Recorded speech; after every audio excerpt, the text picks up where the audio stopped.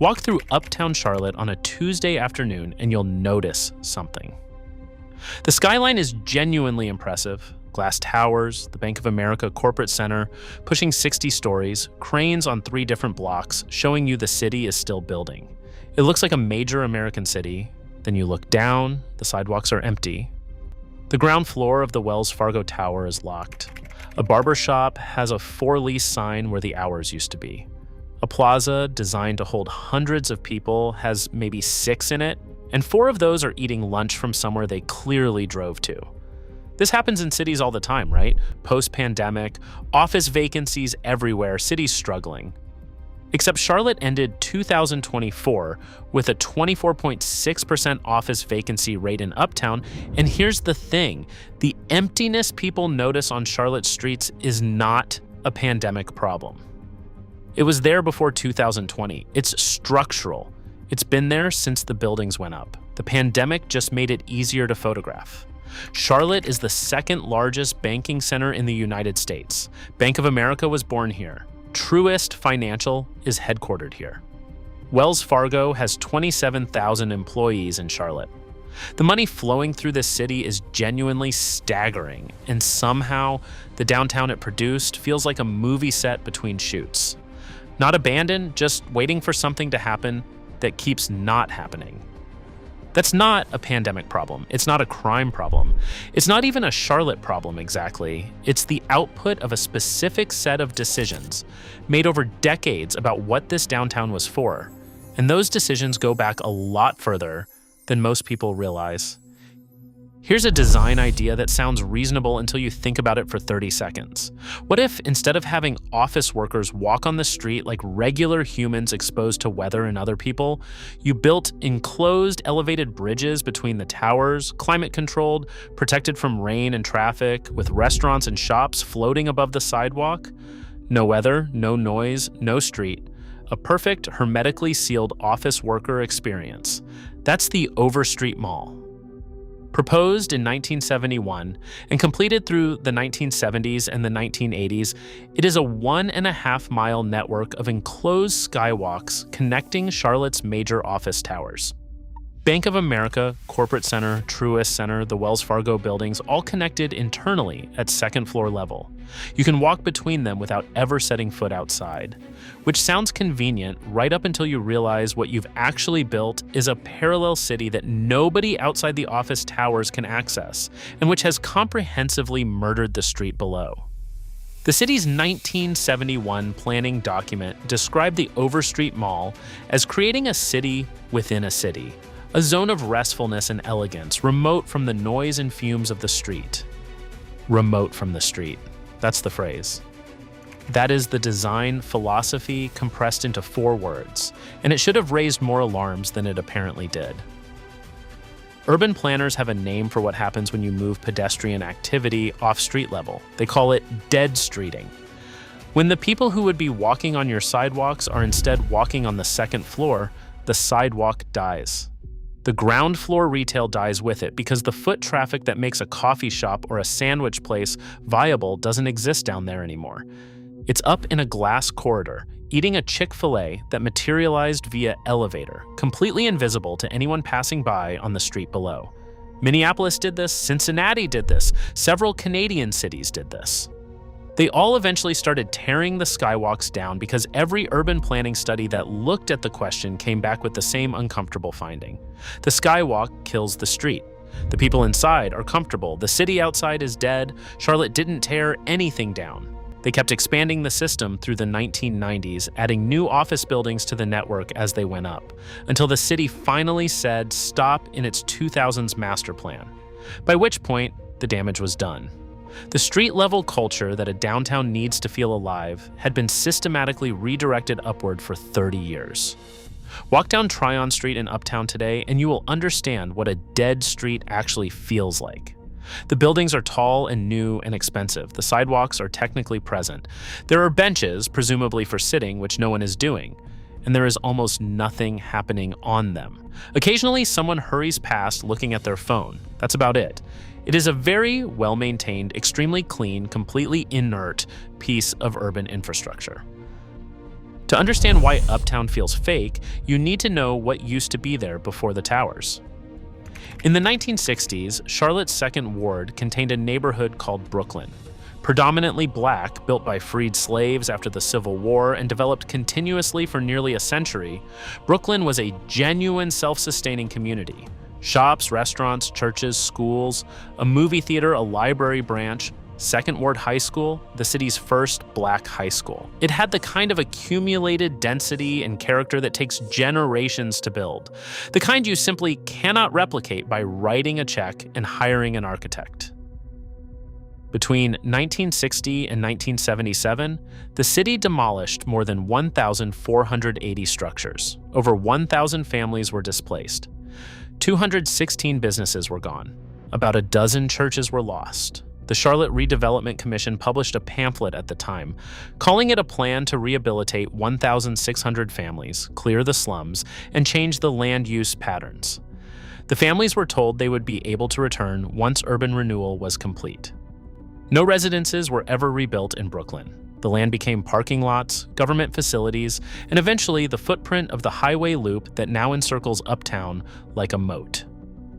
This is not ancient history. The city renamed a street Brooklyn Village Avenue in 2022 to acknowledge what happened, which is a nice gesture. A street name is a street name, though. It doesn't put the 1,480 buildings back. Here's why this matters for the fake feeling problem. Every American downtown that genuinely feels alive has adjacent neighborhoods that grew organically alongside it, providing the residential density, small businesses, and layered human character that towers alone cannot create. Nashville has Germantown and the Gulch. Raleigh has Glenwood South and Person Street. Even Houston, which is not exactly a walkable paradise, has neighborhoods like the Heights in Midtown that command 40% higher prices per square foot than car-dependent Houston, precisely because people will pay significant money to live somewhere that feels like an actual place. Charlotte demolished its version of that neighborhood, built a highway where it used to be. The organic urban layer that might have anchored a real downtown was removed before the towers arrived. You cannot build a skyline on top of a parking lot and then be surprised when the skyline feels hollow. Now for the highway, because the Overstreet Mall and the demolition of Brooklyn would be enough problems on their own. Charlotte added a third, Interstate 277, the Brookshire Freeway on the north and west, the Belk Freeway on the south and east forms a near-complete controlled access loop around Uptown. This is not a surface road, it is a federal interstate. You cannot cross it on foot comfortably from most directions. There are a limited number of entry points, and they are designed for cars. Other cities have similar problems. Baltimore has Interstate 83. Hartford has Interstate 91 sitting between the city and its river. But Charlotte's version is particularly thorough because it almost completely encircles the core. The effect is that Uptown becomes an island. You do not walk to Uptown Charlotte from the surrounding neighborhoods. You drive to it, park, do whatever you came to do, and drive back out. The highway solved a car routing problem and accidentally created an urban isolation problem that the planners of 1970 do not appear to have spent much time worrying about. Compare Charlotte to Raleigh, 160 miles to the east, and a city Charlotte's business community very much likes to think of as a peer. Raleigh's downtown has no highway moat. Its street grid connects continuously into Glenwood South, Person Street, and East Village. Activity flows in and out without barriers. This is why Raleigh's downtown feels different from Charlotte's despite both cities growing at comparable rates, both being in the same state and both having similar populations. The difference is not ambition or investment or the quality of the coffee, it is permeability. One downtown is an island, the other isn't. Visitors feel the difference immediately, even when they cannot explain exactly what they are feeling. And then there's the name. This is a small thing, but it is also not a small thing. Charlotte's downtown is officially called Uptown, not informally, officially. The Charlotte Center City Partners, the Business Improvement District, rebranded it in the 1980s. The reasoning was sensible at the time. Downtown in the 1980s had connotations of urban decline, crime, disinvestment. Nobody wanted to call their financial center a downtown when downtown meant something bad, so they called it Uptown. Upward momentum, ascending city, smart marketing. The rebrand worked, technically. The investment came and the towers went up. But here's the thing about branding a downtown into existence. You get a downtown that was branded into existence. The identity is corporate from the start because a corporate audience was the intended recipient of the brand. New York's downtown accumulated its name over centuries of people living and working there. Chicago's downtown is called the Loop because it describes something real about the infrastructure. Boston has neighborhoods with names that came from the residents who lived in them for generations. Charlotte gave itself a name and then tried to build something worthy of it, which is a perfectly reasonable approach to marketing a financial center and a somewhat backwards approach to building an actual city that people want to spend time in on a day off. Places that feel real have names that arrived after the place existed. Uptown Charlotte has a name that arrived to make the place seem like something it was still becoming. The parking meters are free on weekends, by the way, not as a promotional offer. Just permanently free, because on weekends there is so little demand for parking that charging for it stopped making economic sense in a downtown of the second largest banking center in America. If you wanted a single data point that summarized the Uptown Charlotte experience, that might be it. Here's the twist, though, and it matters. Go to South End. It is about 1.5 miles south of Uptown along the Lynx Blue Line light rail.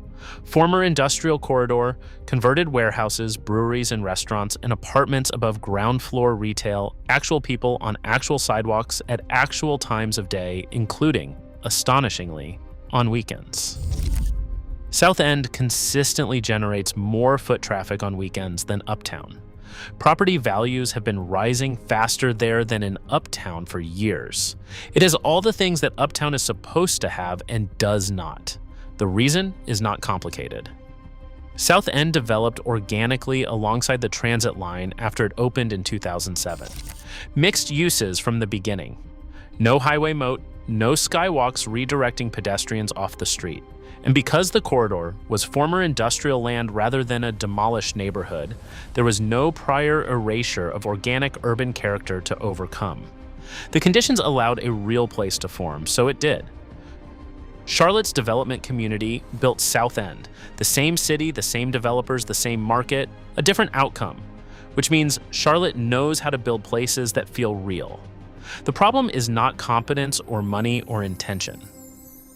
The problem is that Uptown was built under entirely different conditions for an entirely different purpose, and no amount of subsequent investment has been able to fully overcome what those original decisions produced. South End got the urbanism because South End started from scratch on industrial land with none of Uptown's accumulated baggage. Uptown started from decisions made in the 1960s and 1970s that are now baked into the infrastructure at a level no redevelopment plan has fully addressed. Charlotte is not a failing city, to be clear about that. A Japanese bank called SMBC just announced a second U.S. headquarters in Uptown with 1,800 new employees and average salaries over $165,000. More banking money, more banking jobs, more people arriving at 8 and leaving at 6, more towers on what was once Brooklyn. Houston built for cars and wonders why people are unhappy. Charlotte built for banks and wonders why nobody stays for the weekend. The answer in both cases is the same. You cannot build a city for a function and expect it to feel like a place. Uptown Charlotte does exactly what it was designed to do. It is a world-class corporate address, a genuinely impressive financial center, and on a Tuesday at 2 p.m., it absolutely looks like a city. On a Saturday morning, it looks like a very expensive storage facility for office furniture. The distinction matters because a city is supposed to work on Saturday mornings too. That gap between what it is and what a downtown is supposed to be is not going to be solved by another tower. It might not be solvable at all.